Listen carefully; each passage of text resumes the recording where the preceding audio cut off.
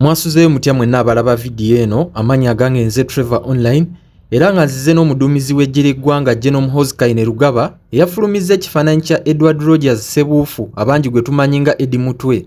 Kuno yataddeko obubaka bwe ngenda okubayitiramu mu ngeri ya kiyita mu luggya, wabula bingi General Muhoozi bye yawandiise bye ngenda okubateerayo nammwe mwesomereko, ekyabaddemu ng'ekyenjawulo nti emboozi zonna ze yabadde ateekayo zeekuusa ku lulimi Olunyankole, ekintu ekyataanudde Abanyankole ku mukutu ogwa Twitter oba guyite X nga baagala ajje eggwanga lyabwe mu bintu bye.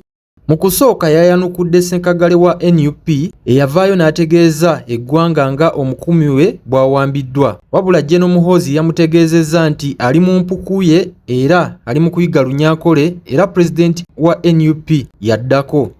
General Muhoozi yawandiise nga bwe yakwata omuduumizi wa NUP nga enseenene era ne yeeyama obbagunjula bwe banaayongera okumusoomooza. Ku saa 2:5 ez'ekiro yawandiise n'ategeeza nti Eddy Mutwe alabika bulungi ennaku zino, abalenzi be bamupeppese bulungi era buli ku makya akubira ekifaananyi kya muzeeyi Salute nga tannalya kyankya. General Muhoozi yategeezezza nti tasobola kumutta ssaawa eno lwa nsonga tekijja bbeera kya bwenkanya eri bombi ye ne Eddy Mutwe ali okuyiga Olunyankole. Breaking news. Museveni ne mutabani we Muhoozi batadde ebifaananyi bya Eddy Mutwe nga bamukubyekubye azimbagatanye feesi ng'erimu n'omusaayi. Naye kiki kye baluubirira mu kino? Baagala gezaako kutukanga, baagala tukuliyetinga mu fiya. Komuledi wenna gy'oli njagala okitegeere nti Museveni buli kyayagala agenda kikola, naye naffe kye twagala tugenda kikola. Kiki kye twagala? Twagala mmujjako ate tugenda kikola, nti byonna bikola kutupoyesa tupowe tunafuwe emitima. Osegedde naye ekikyasinze obukulu mu lutalo luno kwe kujjako Museveni, byonna tugenda bitereeza. Sawa zino batulaze komanda waffe Eddy Mutwe bye bamukola nga bwe mubiraba, naye balina bannayuganda be babikola nga tebalina mu byabufuzi. Ekyo nkikubuulira Eddy Mutwe. Council Mali Mabilizi. Council, what do you comment on posts attributed to Muhoozi Rugaba displaying a tortured Eddy Ssebuufu, also known as Eddy Mutwe, especially when you're heading to Uganda Law Society to celebrate your 10 years of rule of law? Those posts, if the posts are made by Muhoozi, you see, I'm skeptical about relying on social media because I have a case of Sarah Nyanzi, which I believe in, but that thing must be proved. With that as it is, I consider that to be provocation by whoever is doing it. Actually, it is a ethnic provocation.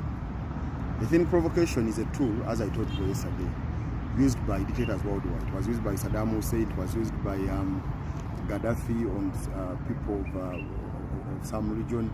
It has been used by many people. When dictators understand that a particular region doesn't like me, they promote ethnic, they bring ethnic provocation.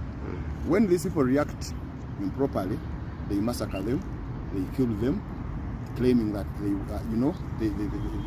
they are prisoners. The same thing Obote did here.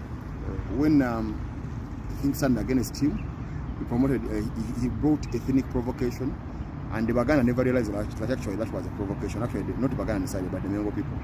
And at the end of the day, the history is known.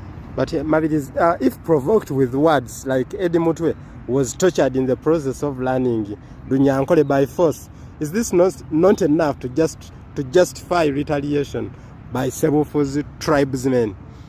That would be barbaric.